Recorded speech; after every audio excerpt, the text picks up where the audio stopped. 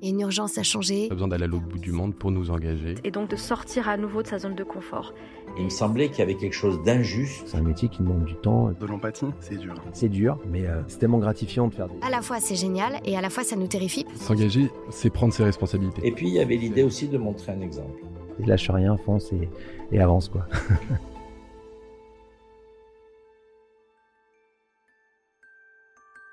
Vous le connaissez peut-être sous le nom de chef des enfants. Olivier Chaput, 46 ans, est passionné de cuisine depuis son plus jeune âge. Il entre donc logiquement au lycée hôtelier de Limoges, puis se lance dans le grand bain, alternant saison à Courchevel et en Corrèze et expérience à l'étranger. À 26 ans, il ouvre son premier restaurant non loin de Poitiers. Avec une spécificité, pas de menu enfant.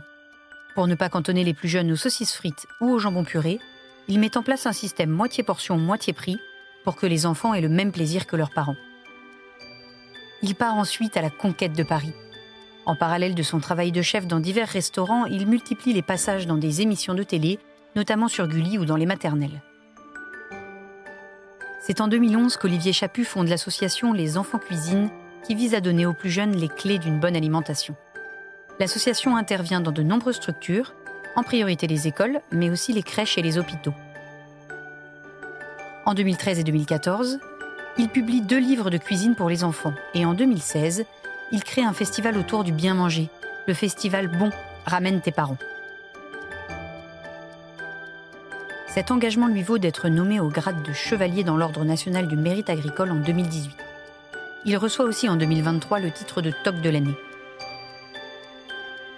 Il a désormais quitté Paris pour s'installer non loin d'Albi et réfléchit à ouvrir une petite table dans le Tarn. Et cette semaine, Olivier Chaput nous fait le plaisir d'être notre engagé du Figaro. Bonjour Olivier. Bonjour. On vous surnomme le chef des enfants. Pourquoi ? Pourquoi ? En fait, tout simplement, j'ai décidé d'orienter ma carrière justement sur l'alimentation des enfants et des futures générations. Donc petit à petit, de fil en aiguille, on m'a qualifié le chef préféré des enfants.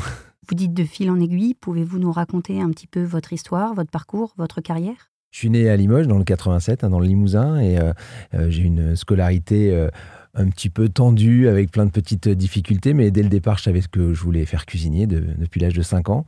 Et j'ai eu la chance de rentrer au lycée Jean Monnet, à Limoges, où là, j'ai appris mon métier et j'ai passé mes 3 diplômes. Et ensuite, vous avez ouvert votre propre restaurant ? Ensuite, j'ai commencé par faire les saisons, et je suis parti aussi en Angleterre, chez Raymond Blanc, et puis je suis revenu, et puis j'ai ouvert mon restaurant, mon premier restaurant, j'avais 26 ans, j'étais en Vienne, en dessous de Poitiers. Et après ce restaurant, qu'avez-vous fait ? Après ce restaurant, en fait, contraint un petit peu de mettre la clé sous la porte, c'était un petit peu difficile. J'étais dans un milieu assez retiré. Je suis monté sur Paris.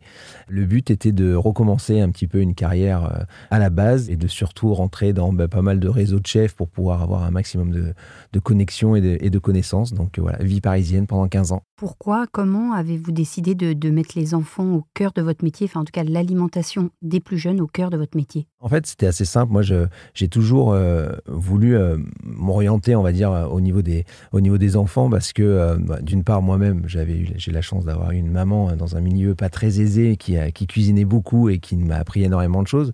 Et en plus de faire la cuisine, le jardin.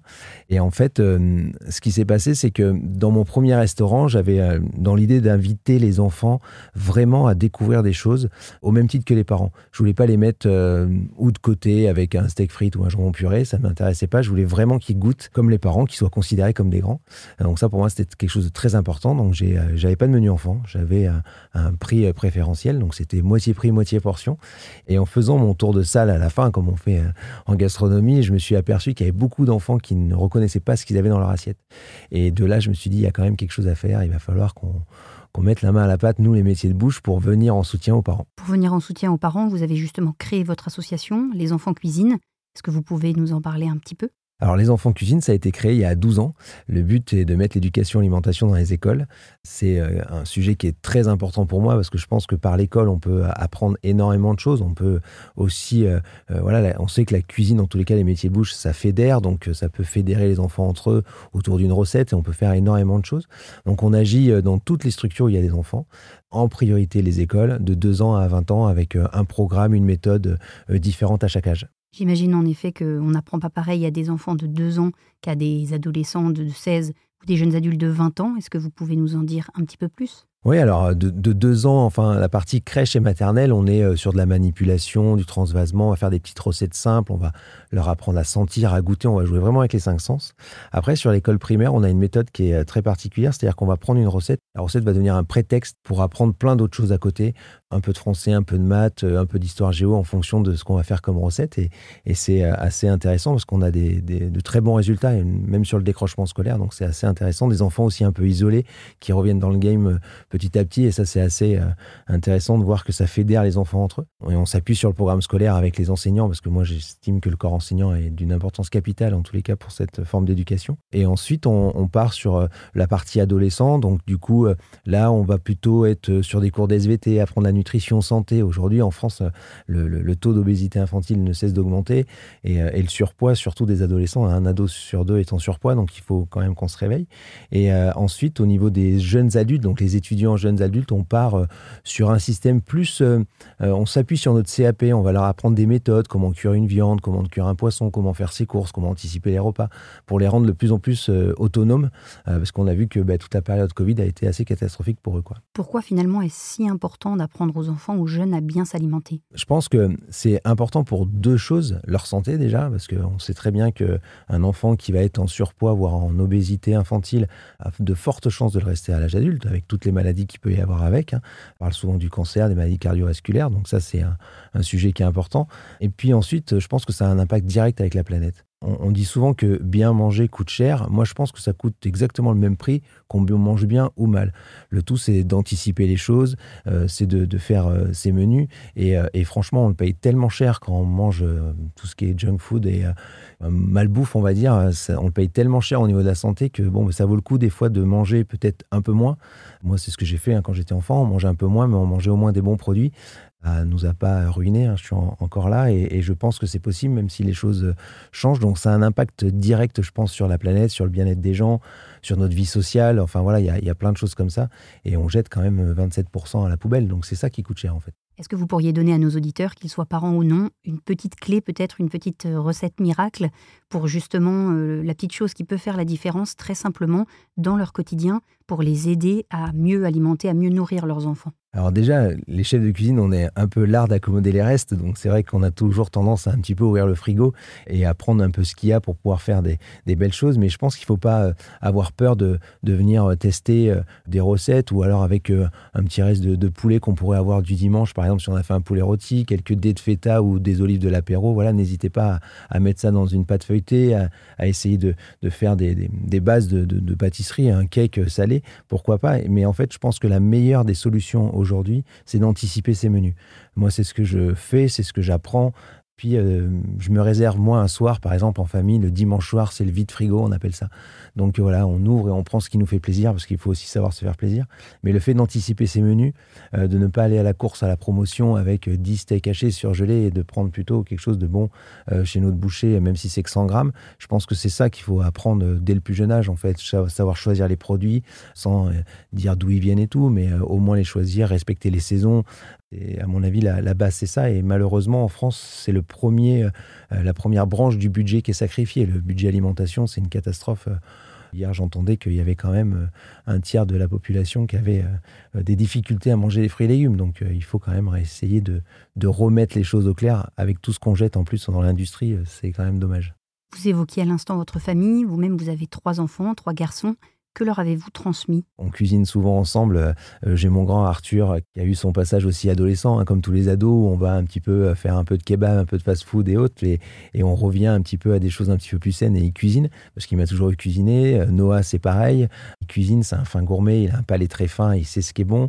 Et le petit dernier, Jules, alors lui, c'est un gourmand de nature. Je pense qu'on peut lui donner n'importe quoi, il le mange, il est assez extraordinaire à table. Donc oui, effectivement, mes enfants, je leur ai transmis quelques valeurs culinaires, et je pense que ça leur servira, je pense que c'est important. Dans votre parcours, vous vous êtes aussi impliqué dans la lutte contre les cancers. Est-ce que vous pouvez nous expliquer un petit peu ? Ça a toujours un lien un petit peu avec l'alimentation. Moi, je pense que la santé, elle est dans l'assiette. Alors, c'est pas une phrase de moi, mais c'est vrai qu'on entend souvent ça, qu'il faut colorer ses assiettes, essayer de faire au maximum des belles assiettes. Et c'est vrai que moi, dans mon parcours, j'ai été accompagnant. J'ai pu à un moment donné me dire que certaines maladies nous enlevaient tout, le goût, l'odorat et tout ça, et c'était assez catastrophique. Donc il a fallu en tant que cuisinier essayer de trouver des trucs et astuces, et j'ai décidé pendant quelques années de m'impliquer dans tout ce qui était cancer féminin, mais aussi pas que. Je suis allé vers Mars Bleu après, et puis maintenant c'est Septembre en Or. Donc voilà, je pense que les métiers de bouche, on a un véritable rôle à jouer. On est visible, donc il y a des cuisiniers un petit peu partout, donc il faut qu'on se tienne la main pour essayer de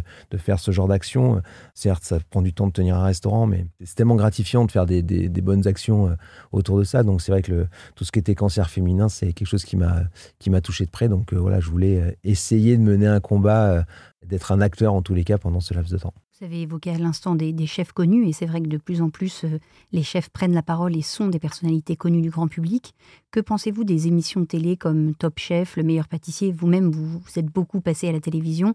Qu'en pensez-vous ? Est-ce que c'est bon pour votre métier ? Est-ce que c'est bon pour les enfants, les jeunes qui vous regardent ? Les émissions de télé, il y a un côté qui est très bon, parce que c'est un métier qui souffre, hein, c'est un métier en tension, donc c'est vrai que ça nous rend visibles.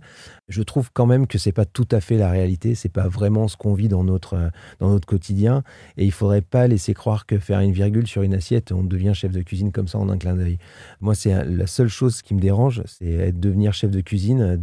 C'est un parcours, c'est pas parce qu'on est seul dans une cuisine qu'on est chef. Il y a plusieurs branches à comprendre, à connaître, hein. Ça va du garde-manger en passant par le poissonnier, le rôtisseur, jusqu'au saucier. Voilà, c'est tout un parcours. Être chef de cuisine, c'est quelque chose d'important, c'est long, c'est du travail. Donc voilà, nous, on est des jeunes générations, on essaie de prendre ce travail et de former avec plus peut-être de douceur qu'on a été formés nous-mêmes. Mais c'est vrai que je pense que ces émissions sont très bonnes pour la visibilité de nos métiers. C'est très important. Ils font la même chose pour l'agriculture, la pâtisserie ou autre, mais je pense qu'il ne faut pas se tromper. Et quand les jeunes arrivent en école hôtelière, il faut bien leur expliquer que c'est un métier de passion, de vocation, qu'on ne fait pas ça au hasard, et que ça va être dur, quoi. Dans les premiers temps, c'est un métier qui demande du temps, du don de soi et de la générosité. Donc, Vous avez 30 ans de cuisine derrière vous, alors que vous n'avez que 46 ans finalement. Quelle est la suite ? Quelles sont vos pistes pour l'avenir ? Là, j'ai décidé de m'occuper de mon association vraiment à plein temps. Je pense qu'on est dans un tournant au niveau de l'éducation et l'alimentation. On en parle de plus en plus, ça devient presque des programmes politiques. Donc, c'est important que je rende un petit peu 12 ans de travail, 12 ans de terrain pour les politiques, pour toutes les institutions, et leur dire, voilà, aujourd'hui, on est là, nous, on existe, on connaît le terrain. Et puis, peut-être une petite table privée, parce que je pense qu'au bout d'un moment, le fourneau me manquera, donc ça va peut-être revenir. Je vais avoir un petit peu besoin de faire bouger quelques gamelles et quelques lames de couteau. Quel conseil donneriez-vous à un jeune chef qui commence aujourd'hui ? D'y aller, quoi, de ne pas avoir froid aux yeux, que tout est expérience. Ça, c'est important, d'aller de l'avant, de chercher un petit peu à rentrer avec aussi bien des anciens qui ont un savoir extraordinaire, hein, qui nous apprennent énormément de choses. Je pense que le meilleur conseil qu'on peut dire, c'est qu'on n'arrive jamais au bout. Donc, de toute façon, il faut apprendre tout le temps. Et je pense que plus on apprend, plus on va pouvoir transmettre. Et c'est peut-être ce qui va aussi peut-être sauver notre métier, qui est quand même assez touché en ce moment. Donc, voilà, je pense que tous les chefs qui s'installent, c'est dur. On a, tout ce qui est financier, je pense que c'est le plus dur dans notre métier, parce que si on pouvait vivre que de notre passion, franchement, ça serait extraordinaire. Mais voilà, il faut être un bon comptable, il faut savoir écrire, il faut savoir compter, il faut savoir faire plein de choses. Donc, il ne faut rien lâcher. Je pense que le meilleur conseil, c'est lâche rien, fonce et avance, quoi. Notre question rituelle de fin d'émission. Vous, Olivier Chaput, vous étiez notre engagé de la semaine. Qui serait votre engagé à vous ? Qui inviteriez-vous si vous étiez à ma place ? Alors, franchement, sans hésiter, je pense tout de suite à un chef de cuisine que j'aime énormément, qui a un combat très fort, c'est Christian Tête-Doigt.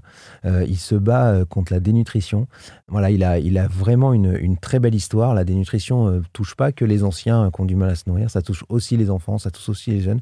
Son combat, qui est parallèle au mien, quelque part, me touche énormément, et je pense que c'est une très très belle personne qui mène avec force, en tous les cas, son combat contre la dénutrition. Merci Olivier Chaput et à bientôt. Merci beaucoup. Merci d'avoir écouté ce podcast. Je suis Aude Barietti, journaliste au Figaro. Vous pouvez retrouver les engagés du Figaro sur Figaro Radio, le site du Figaro et toutes les plateformes d'écoute. À bientôt.